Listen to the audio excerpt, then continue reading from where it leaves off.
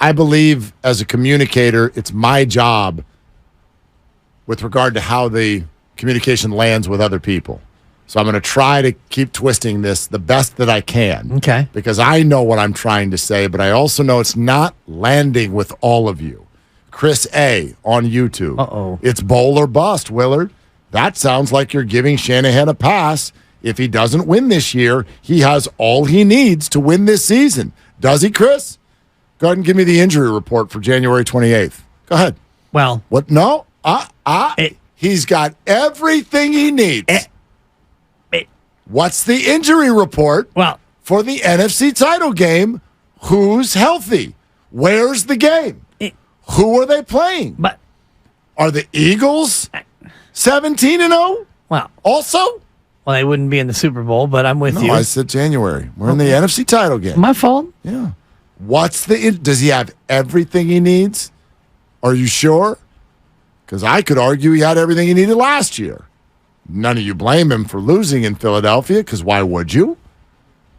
So I blame him for having to go to Philadelphia in the first place. And that's fine. As I indicated earlier, the home team is 67% in conference championship games since 2000. My argument, my catchy phrase, Super Bowl or try again, is born out of his contract extension that he just got. Agreed. So it's not about an opinion on should he, did he, could have, had enough, XYZ. Kyle Shanahan's your damn coach for another bunch of years. So it's Super Bowl or try again. And there's a journey to be had, and we're on it, and we're only on Chapter 6, and we don't know where Chapter 7, 8, 9, 10, 11, etc. are going to go. So that's all I'm saying. Kyle Shanahan has proven to me that he's a great coach. Now, you guys, if you want, can attach the last game of the year to whether or not he's actually a good coach. I don't do that. And the reason I bring up Andy Reid's name is very strategic, because he's a great coach. But he went through this.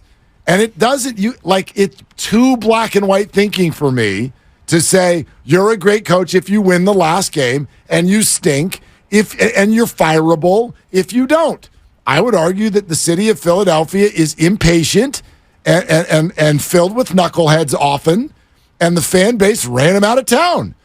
And they probably would have had a bowl earlier if they had kept him. I would argue that 14 years is not being impatient, and also the 2 years that he had prior to his ouster were bad years. But they were good almost every year. Correct, Mark. They went to the playoffs 9 of his first 12. And I'm looking at his log right here, and he goes 11. He opens up with a 5-11. Then his win totals in order 11-11, 12-12, 13. Those are 5 years where you won a playoff game or two every single year. You went deep. You didn't get it done. It doesn't mean you're not a good coach.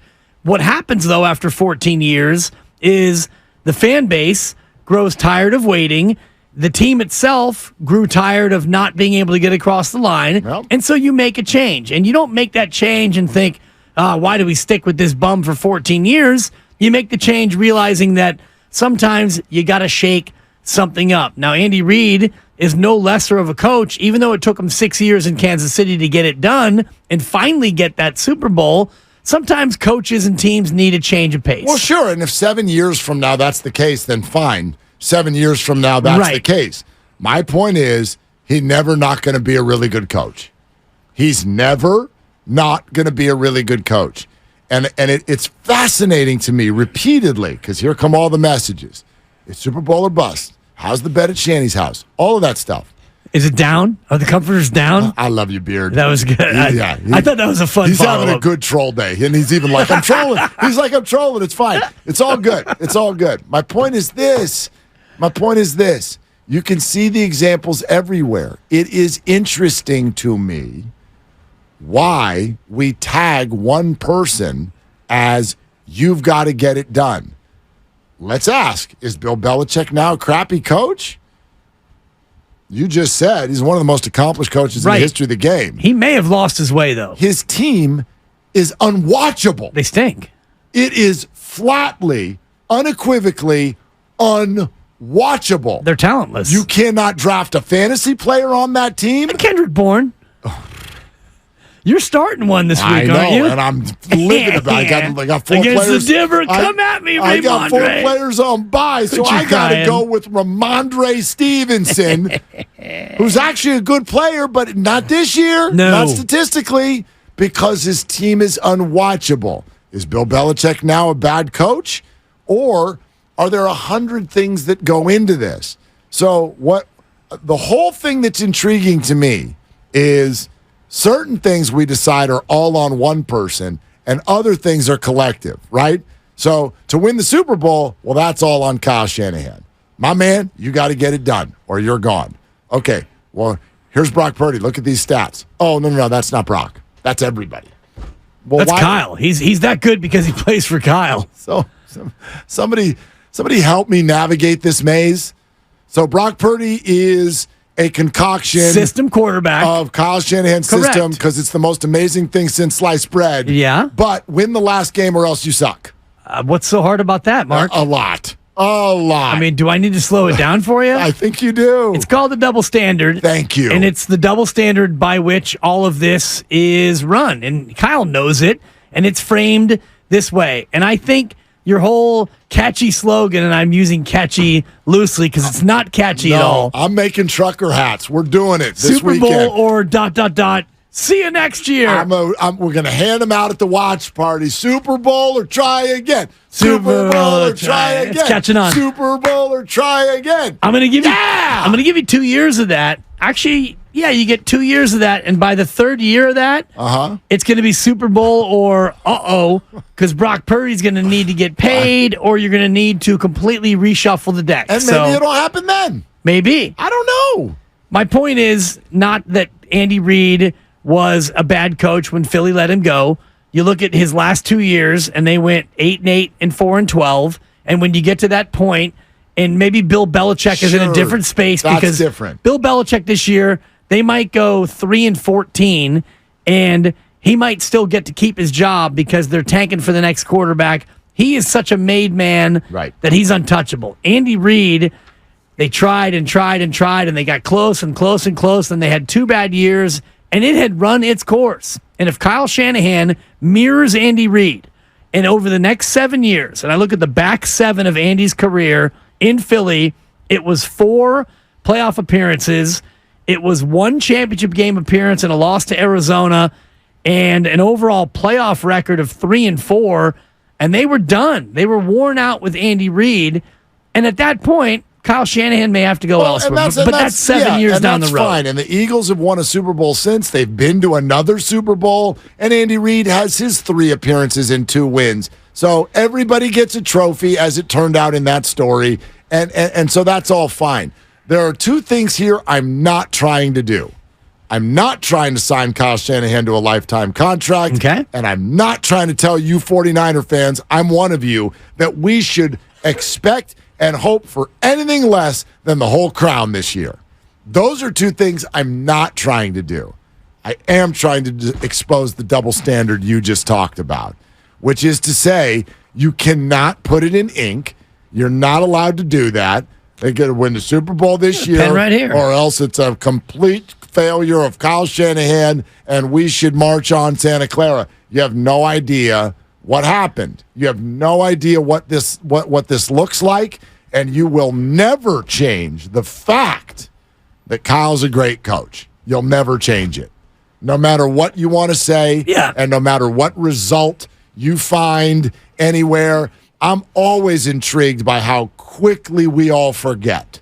You forget where this franchise was when he showed up. You forget 2019 when he turtled up and didn't execute a game plan to get a win over Kansas City with a 10-point lead. Your perspective, mine is Jimmy wasn't looking at open people who would have ended the game. And my perspective. It's interesting as we look back at that, and you say that Kyle's a great coach, and I agree with you. But there are some, you could say that that's a fact, and it's a subjective statement to make. Now, the Niners ownership, they think that Kyle Shanahan's a great coach, and his peers, they think that Kyle Shanahan is a great coach. And his players, they think that Kyle Shanahan is a great coach. Everybody but Jimmy Ward thinks he's a great coach. That's not true. There are fans who don't think that Kyle Shanahan's a great coach. Actually, I think Jimmy Ward does think he's a great coach. And until coach, Kyle Shanahan wins a Super Bowl as a coach, he's not a Super Bowl winning coach. And that's a little bit too simplistic to put it that way, but ultimately, I think it's a great way to put it. It's a game of results. If I asked you who the greatest golfer to never win a major was, you would have names that you could throw out, names such as Ricky Fowler, current players. Yeah. Sergio Garcia was that guy, and then he won a major championship.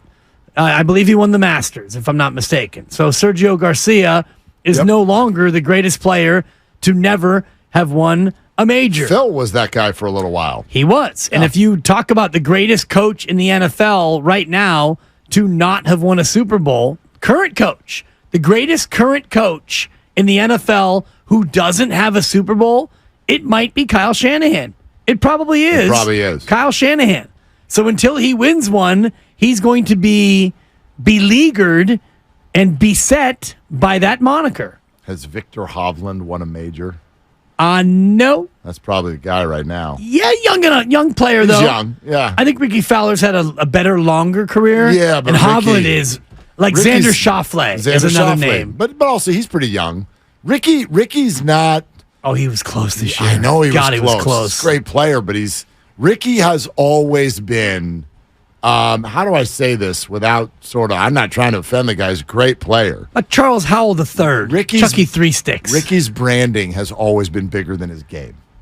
That's fair. That's what I would say. It's fair. Like, there were people who went as Ricky for Halloween, and you'd be like, oh, cool, you're Ricky Fowler. You can't go as Victor Hovland. You can't go as Scotty Scheffler. He's the number one player in the world. You can't go as John Rahm. Like, who the hell are you? He's got John a major. Rahm. You're who? He's got a major. But you can go as Ricky Fowler, and people are like, oh, my God, he's got an orange hat on. He's Ricky Fowler. Good point about the branding. Yeah, his branding is better than his game. You could go as Kyle Shanahan, and I went as Jim Harbaugh, and everyone knew who I was. Right. He had branding. But you didn't have a ring on because he's another coach who doesn't have a ring. Right. And I think Kyle Shanahan's a better professional football coach than Jim Harbaugh is. And until he gets a ring, he is not in this same category. And, Kyle's father, Mike, who hopefully will join us later this week. That'd be fun. He was that guy for a long time. Absolutely. Until he won, two back-to-back. But he was considered that Andy Reid kind of a coach. Totally. So was Pete Carroll. Like, everybody, you like, before you win, you go through this. Right. And so I get it. I completely get it. It is Super Bowl or try again. You're right. Because to me, Super Bowl or bust means, he gone. Yeah. We're coming after you. And he's not. He's not going anywhere. There's no pitchforks. There's no angry mob. You can hate my hat. You can give it back to me, and I'll give it to someone else. But I'm simply coming from a factual space. It's not bust. It's try again. Yeah. If they play the Eagles in the NFC title game and they lose, they are going to show up next year and try again with Kyle Shanahan. Oh, he's gone. How about this, Mark? Super Bowl or try again. They open up the playoffs and they host the Minnesota Vikings, who are a wild card. Oh, God. And they lose at Levi's. Mm-hmm. Kyle Shanahan comes back next year. Yep. Absolutely. They win their first 11. They lose their last 6 and miss the playoffs. They could lose the Kyle rest. Shanahan they could lose the rest of the games this year.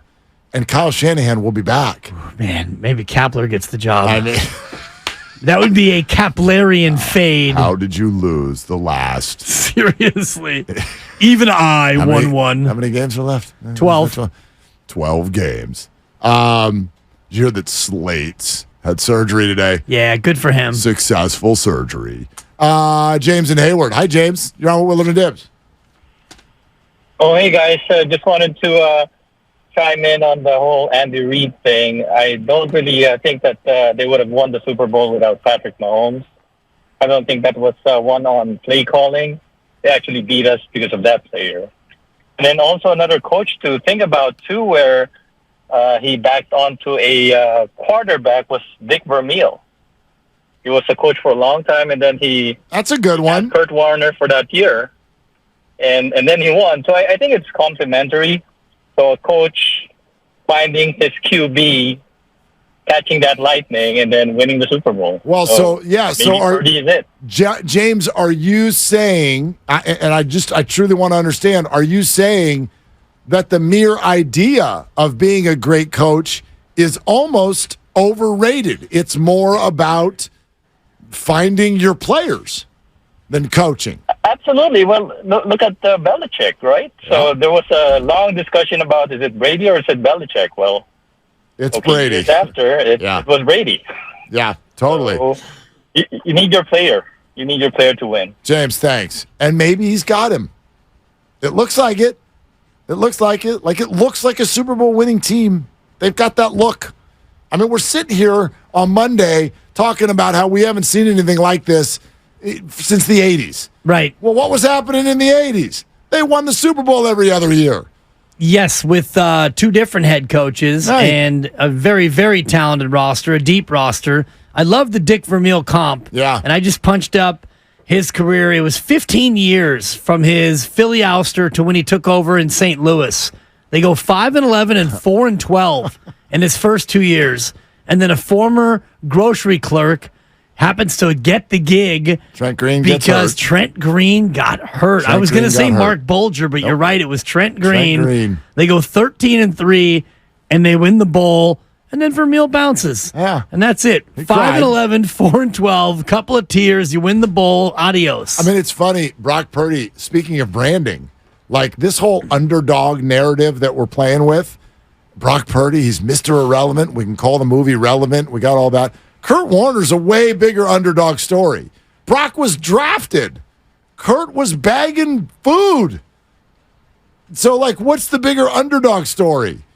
Right? They both got the gig because of someone else getting hurt. But Brock Purdy was drafted, but it feeds the beast a little bit of branding because he was the last pick in the draft. It is perfection. But, yeah, he has that look. Again, and this is why I do this with regard to this year. Even when teams are the best team and they've got the best quarterback or a coach has got his guy, and over a 5 to 7 year period, you're the best team, you still don't win every year. Brady didn't win every year. Mahomes doesn't win every year. Purdy, this is his second try, and the first try was only half a try. This is his second try. So, like, it is not, and I know no one thinks the word guaranteed, but, like, it's still, if I had to say to you right now, is it more than 50% chance or less that the Niners win the Super Bowl this year? It's less. Okay, then why are we calling it a bust if they don't win? It's not a bust. It's Super Bowl they must is what it is. And I'm giving you 3 years. If they don't win one of the next three, now we've got a different conversation because over the next 3, he's making peanuts, he's making cashews, and he's making walnuts. I do love cashews. I do too. They're delicious. Yeah, buttery. It's so good. Yep. And, lightly salted, however you want to roll. But he's making nothing over the next 3 years. So over the next 3 years, he's going to take up less than 1% of your salary cap, which means the other 99% can be for every other position on the damn football team. So that's your window. So this year, yes, it's his first real crack at it, assuming that he stays healthy. And if they don't do it, next year you come back with, well, everybody, you sign Ayuk because you can, and you keep Trent and George and Debo and Christian and Fred and Dre and Mooney and all the other guys you want to keep. You keep them all, and you run it back. Look, there's no doubt. The urgency lever could not be pushed up any higher. I am in full agreement with all of you on that. Okay? The volume is all the way up. There is absolutely no way to be more urgent, to be absolutely more focused and desperate and all of that. You cannot go higher than it is this year. However, if it doesn't happen, I'm just going to be back here trying again next year. Right. You can run it back because your quarterback's making nothing. Yep. And then if it doesn't happen after next year, well, then you're going to sign Brock to a long-term deal, but that doesn't kick in until after the following year. So you've got 3 years, this year, whatever's left, and 2 more to really take a hearty stab at winning the whole thing with a quarterback who's making nothing. Yeah, So it's not Super Bowl or bust. No. It is Super Bowl or try again. Yeah. However, when you look at where you are right now at 5-0, what you've done, who you are, and the way things are lining up, it does feel like 50% is too high. But I would say, if I said to you, do you have a 33% chance of winning the whole thing? Maybe. Yeah, that's about right. That feels about right. I mean, yes, I think that there are 5 or 6 teams that I could wrap my head around winning it, but a lot of them might have a 5% chance or what have you. You know what I mean? Yeah, the Eagles could win it. The Chiefs could definitely win it. I could see the Bills putting things together. And is there a party crasher somewhere in Detroit, a Miami maybe? or a Detroit? Yeah. Sure. Believable, but yeah, I do think it's that high. I think 33, 35, 40%. That might be a little too hot. Maybe. It's probably closer to, like, the true odds are probably closer to 20%. We'll see how the journey goes, right? Right. Is everyone healthy for the Niners? Is everyone healthy for the other teams? You know, maybe the Eagles get hurt this time. Sure. I mean, Maybe that's the way this goes. I do think that home field, so it's really home field or bust for me.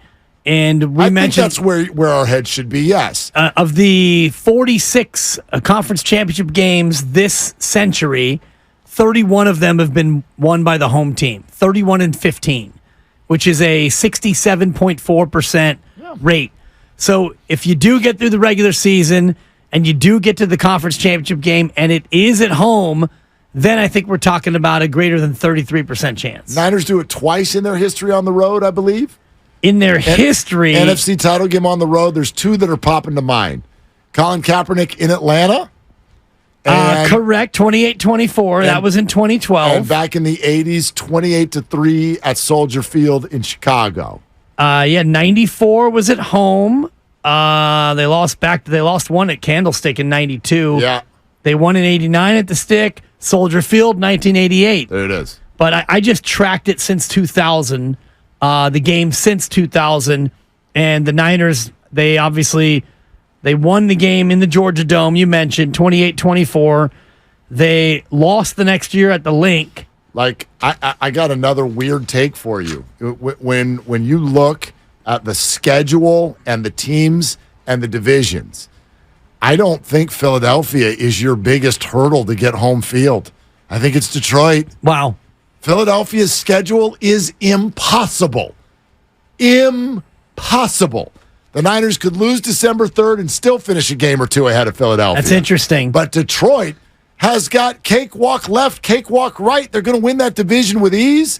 Maybe they're not good enough to really execute it, but could Detroit be a 3-loss team? I mean, and have a weird tiebreaker over you or something? It's possible. I want to say no just out of principle, but I looked at the schedule, Mark, and this is what you're talking about. You're at Tampa this Sunday, favored. You're at Baltimore next Sunday, which is an interesting one. Yes. That's a tough spot. Home to the Raiders. You got your bye. You're at the Chargers off a bye. That's a tough game, but it's one they can handle. You host the Bears and the Packers. You go to New Orleans and Chicago. You host hapless Denver. You go to Minnesota. You go to Dallas. That's a tough game. That's tough. And then you host the Vikings. I mean, how many losses do you see there? Maybe 2, 3. maybe 3. Yeah, maybe 3, and they've already got one. The Chargers, the Cowboys, and the Ravens possibly. That's a 13-win team at least. And if things go right, it could be more. I don't think you're wrong. Yeah, and it's hard because we attach, like you talk about draftism. This is Lionsism. Well, and maybe because I can't think about the Lions and use the words 13 and 4 in the same sentence. Well, and maybe 13 and 4 doesn't matter because maybe the Niners are no worse than 15 and 2. Yeah, like maybe that's the case. But I'm just saying, keep an eye on that team because the Eagles have such a gauntlet that I just cannot imagine them coming out of this thing without at least also 3 or 4 losses. I cannot imagine it. Do you know the last time that Detroit won 13 games in an NFL year? Never. Correct. I'm scrolling all the way back. The Portsmouth Spartans won. They were 11-3 back in 1931. I was getting game show music ready, but that was really fast. I'm sorry, my bad. I got excited. 1990. I think I know this one. In 91, they went 12-4, which that's the closest that they've been And they lost the NFC Championship game at the Washington. So there you have it. All right. Wayne Fonts, Coach of the Year. Wayne Fonts. Oh Sorry, my God. Grandy. We could have milked that thing.